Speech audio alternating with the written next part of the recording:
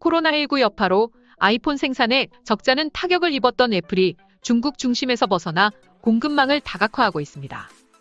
그러면서 애플은 인도에서 자사의 플래그십 스마트폰인 아이폰 13 생산에 나섰습니다.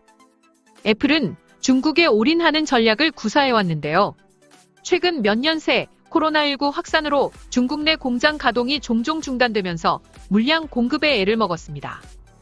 12일 로이터 통신 등 외신에 따르면 애플은 중국의 아이폰 생산 일부를 인도를 포함한 다른 곳으로 옮기고 있습니다.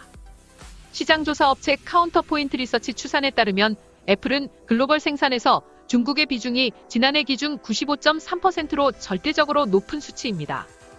현재 인도에서 대만 공급업체 위스트론, 폭스콘을 통해 아이폰 11과 아이폰 12, 아이폰 SE 등을 조립하고 있지만 생산 비중은 3.1% 수준에 불과합니다. 인도 비중은 매년 점차 높아지고 있는 추세로 지난 2020년 1.3%였던 것이 지난해 3.1%로 커졌습니다. 업계에선 이 비율이 올해 5에서 7%로 확대될 것으로 보고 있는데요. 그 이유는 또 다른 애플 공급 업체인 대만 페가트론도 인도에서 곧 생산을 시작할 것으로 알려졌기 때문입니다. 이외에 베트남, 인도네시아 등 동남아 생산 비중도 점차 늘고 있는 추세입니다.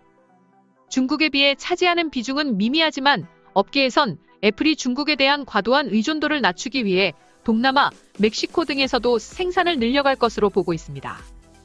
애플이 이와 같이 해외 라인을 다각화한 것은 중국의 제로 코로나 정책 영향이 컸던 것으로 분석됩니다. 월스트리트 저널은 애플이 중국 박 생산을 확대하기 위해 인도에 큰 베팅을 하고 있지만 인도가 내수 시장 성장과 수출 장려 정책, 물류 인프라 개선에 나서야 아이폰 제조의 큰 파일을 차지할 수 있다며 애플이 정부의 정책적인 지원과 풍부한 값싼 노동력을 기반으로 수십 년간 중국에서 쌓아온 공급망 생태계를 완전히 옮기기는 쉽지 않을 것이라고 분석했습니다. 반면 경쟁사인 삼성전자는 스마트폰 생산 라인이 분산돼 있어 지난해 코로나19와 같은 환경적 요인에 상대적으로 영향을 덜 받았습니다.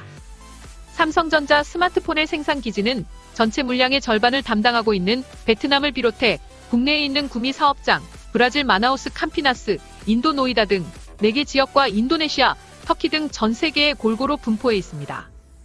업계 관계자는 제조사들은 생산 과정에서 빚어질 수 있는 부품 조달 리스크를 최소화하기 위해 통상 복수의 회사를 통해 공급받고 있다며 생산에서도 이 같은 다각화 전략은 매우 중요한 만큼 코로나19를 계기로 기업들이 지역 공급망 강화에 비중을 더 실을 것으로 보인다고 말했습니다. 지금까지 시청해주셔서 감사합니다. 구독하기, 좋아요 많이 눌러주시고요. 댓글도 많이 남겨주시면 감사하겠습니다.